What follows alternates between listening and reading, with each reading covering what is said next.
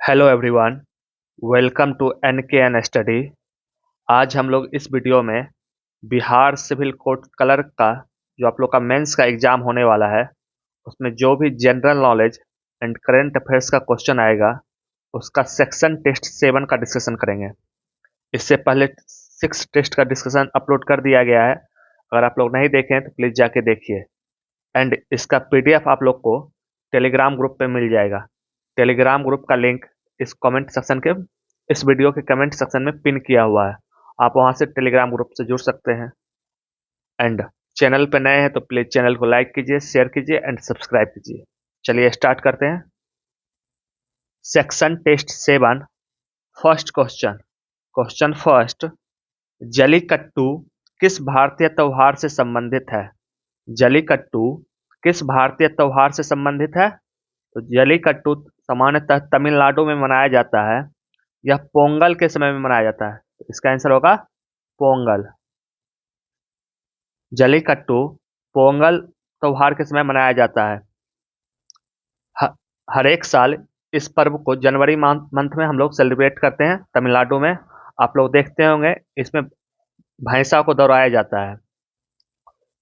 तो इसका आंसर हो जाएगा Pongal. Second question, origin of species.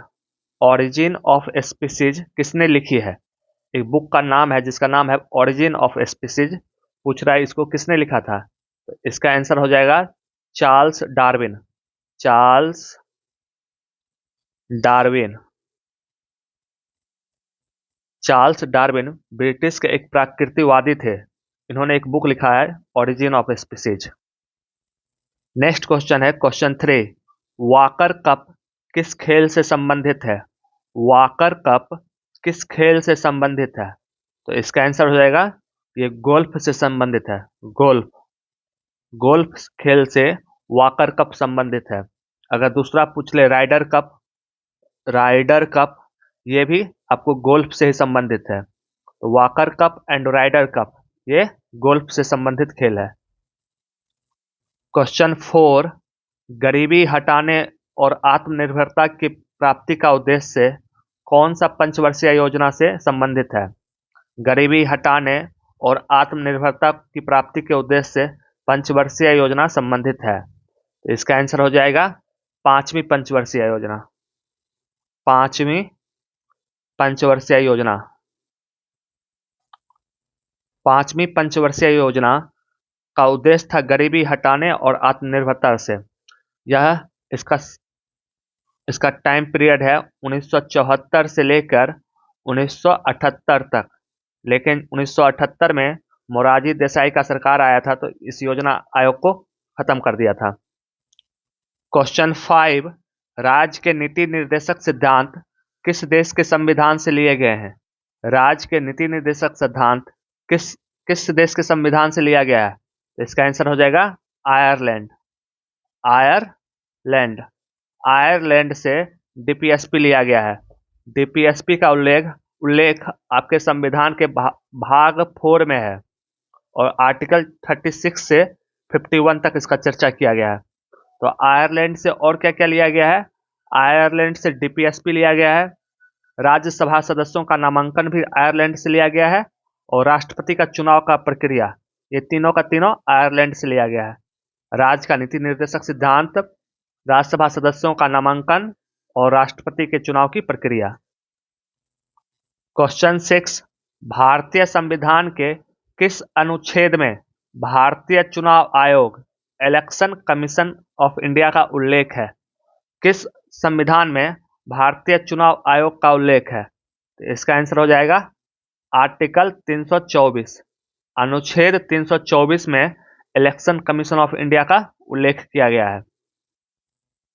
Question 7, downs कहाँ के शीतोष्ण घास के मैदान है? डाउन्स कहाँ के शीतोष्ण घास के मैदान है? तो इसका आंसर हो जाएगा ऑस्ट्रेलिया। ऑस्ट्रेलिया। ऑस्ट्रेलिया का डाउन्स शीतोष्ण घास का मैदान है। अब यहां से रिवीजन कर लीजिए। अर्जेंटीना का कौन है? तो पंपास है। अर्जेंटीना का पंपास है। अमेरिका का पूछेगा तो पेरियरी है और अफ्रीका का पूछेगा तो वेल्ड है।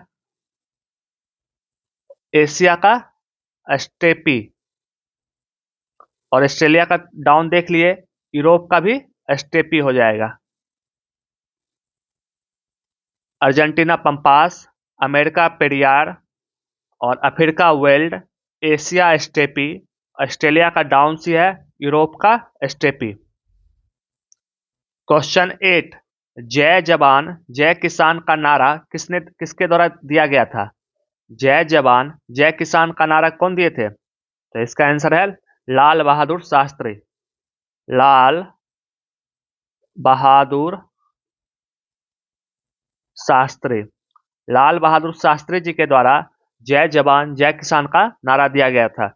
ये हमारे देश के दूसरे प्रधानमंत्री थे। अगर आपसे पूछे वंदे मातरम का नारा कौन दिया था, तो वंदे मातरम का नारा दिए थे बंकिम चंद्र चट्टोपाध्याय। दूसरा है सरफरोशी की तमन्ना, अगर नारा पूछे तो राम प्रसाद बिस्मिल। सारे जहां से अच्छा तो मोहम्मद इकबाल हो जाएगा। और इंकलाब जिंदाबाद का नारा भगत सिंह दिए थे। इस पांचों में से कोई भी कुछ पूछ सकता है।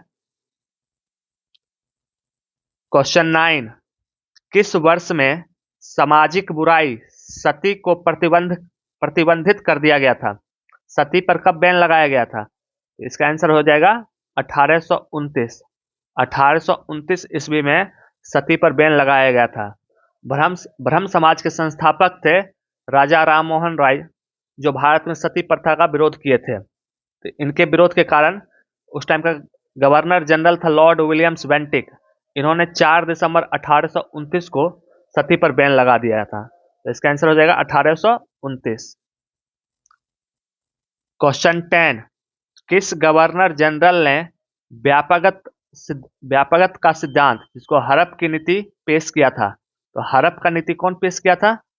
इसका आंसर है Lord Dalhousie. Lord Dalhousie, Lord Dalhousie के द्वारा हड़प का नीति पेश किया गया था, जिससे ये सतारा हो गया, जैतपुर हो गया, उदयपुर, झांसी और नागपुर को अपने अथी में मिला लिया था। तो हड़प का नीति कौन पेश किया था? लॉर्ड डलहौजी।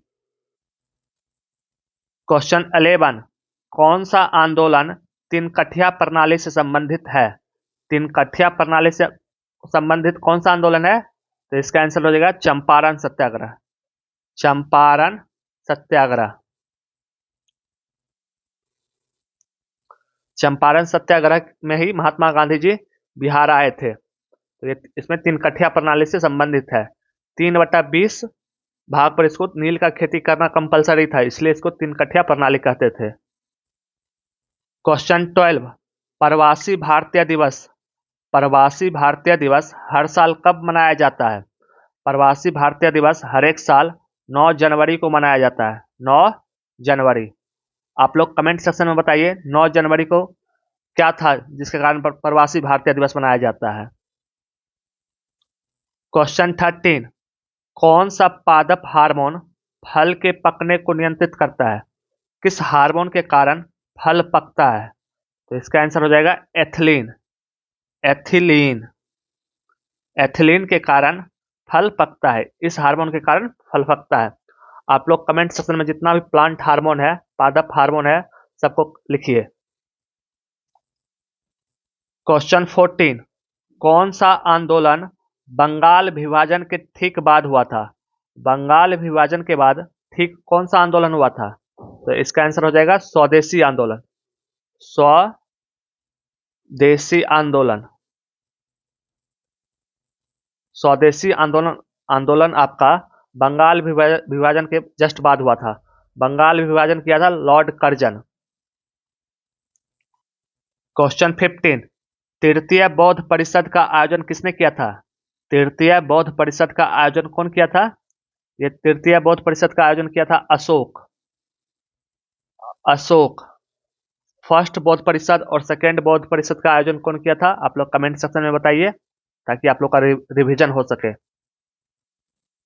क्वेश्चन 16, बिहार को लोकसभा में कितनी सीट आवंटित है?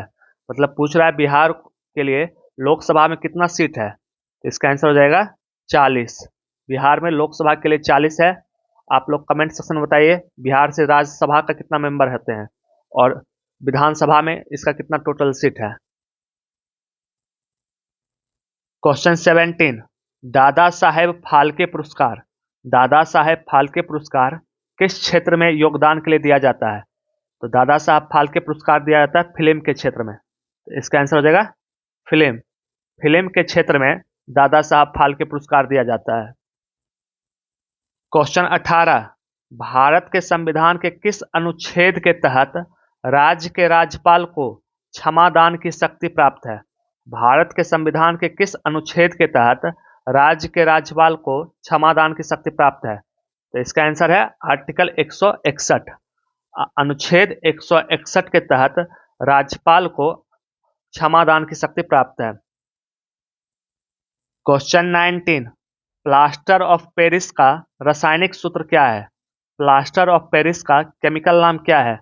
आप लोग देख लीजिएगा, प्लास्टर ऑफ पेरिस का पूछ रहा है या जिप्सम का पूछ रहा है।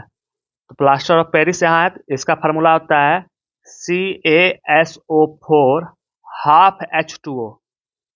CaSO4 half H2O plaster of Paris का है। अगर जिप्सम का पूछ ले तो इसका फार्मूला होता है CaSO4 2H2O।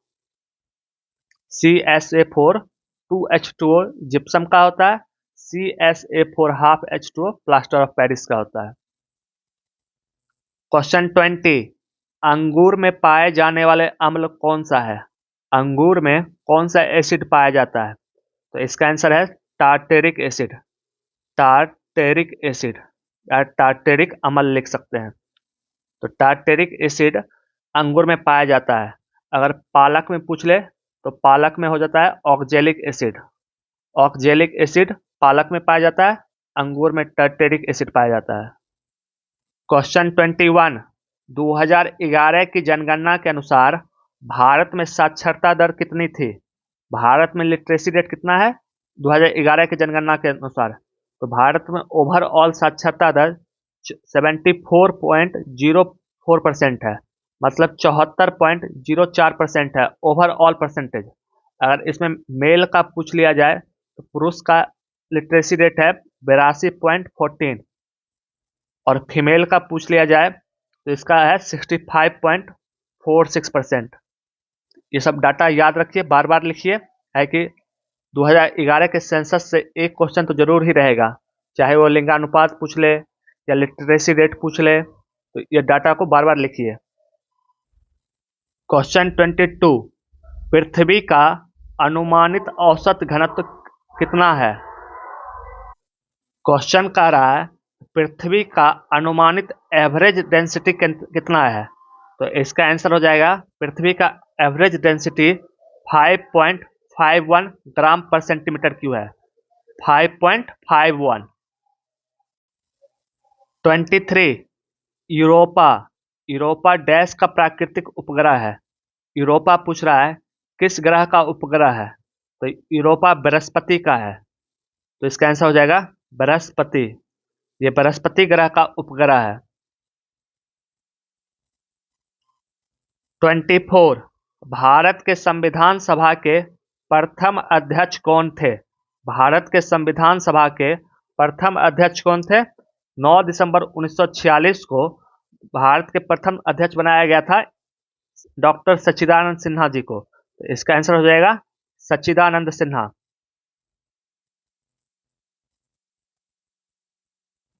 ये 9 दिसंबर को इनको बनाया गया था, फिर 11 दिसंबर 1946 को परमानेंट अध्यक्ष बनाया गया था राजेंद्र प्रसाद जी को। 25, भारत के आजादी के समय इंग्लैंड के प्रधानमंत्री कौन थे? भारत के आजादी के समय इंग्लैंड के प्रधानमंत्री कौन थे? तो इसका आंसर हो जाएगा क्लीमेंट एटली।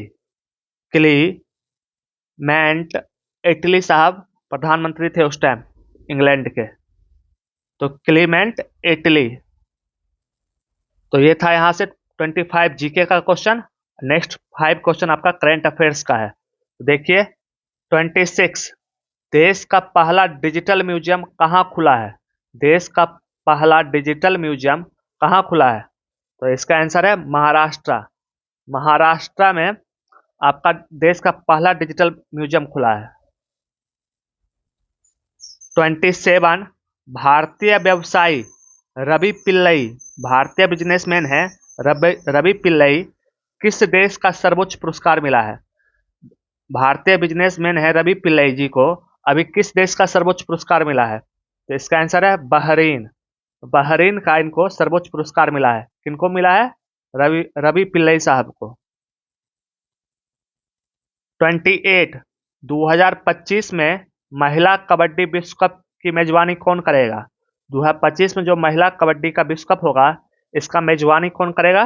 इसका मेजबानी करेगा अपना बिहार। 29 कौन सबसे कम उम्र के वर्ल्ड चेस चैंपियन बने हैं? वर्ल्ड चेस चैंपियन सबसे कम उम्र के कौन बने हैं?